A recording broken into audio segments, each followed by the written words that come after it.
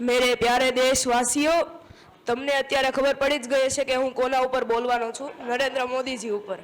કે વાત જ્યારે દેશના ગૌરવ અને સન્માનની થાય ત્યારે આખી દુનિયા નરેન્દ્ર મોદીનું નામ જપે છે. નમસ્કાર મિત્રો, મારું નામ છે જોધાણી કૃષિ નિલેશભાઈ. આજનો મારો ટોપિક છે નરેન્દ્ર મોદીજી. નરેન્દ્ર મોદીનો જન્મ 17 સપ્ટેમ્બર 1950ના રોજ વડનગર ગુજરાતમાં થયો હતો. તેમણે તેની શરૂઆત ચા વેચવાથી કરી હતી અને તેણે ખૂબ જ મહેનત કરી હતી.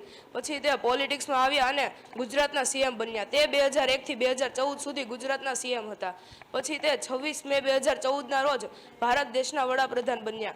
તે ભારત દેશના 14મા વડાપ્રધાન છે. તેણે આપણા ભારત દેશનું નેતૃત્વ 2014થી સંભાળ્યું છે. તેમના કાર્યકાળ દરમિયાન જનધન યોજના, digital India, make in India અને સ્વચ્છ ભારત અભિયાન જેવા અનેક લોકકલ્યાણ કાર્યો શરૂ કરવામાં આવ્યા છે. તેમણે વિશ્વ સ્તરે ભારતની છબી મજબૂત કરવામાં, આર્થિક તેમજ સ્ટ્રક્ચરલ ડેવલપમેન્ટ મજબૂત કરવામાં તેમનું યોગદાન મહત્વપૂર્ણ રહ્યું છે. તે સામાન્ય પૃષ્ઠભૂમિમાંથી આવીને વિશ્વના સૌથી મોટા લોકતંત્રના લોકપ્રિય નેતા બનવાનો તેમનો સફર કરોડો લોકો માટે પ્રેરણાદાયી છે. તે પ્રધાનમંત્રી તરીકે તેમણે આંતરરાષ્ટ્રીય સ્તરે પણ ભારતની છબી મજબૂત બનાવી છે. તેમના નેતૃત્વના કારણે વિશ્વના મોટા દેશો વચ્ચે ભારતનું નામ સન્માનજનક બન્યું છે. તે સૌનો સાથ, સૌનો વિકાસ અને સૌના પ્રયાસના માત્રે તેઓ ભારતને વર્ષ 2047 સુધીમાં આત્મનિર્ભર ભારત અને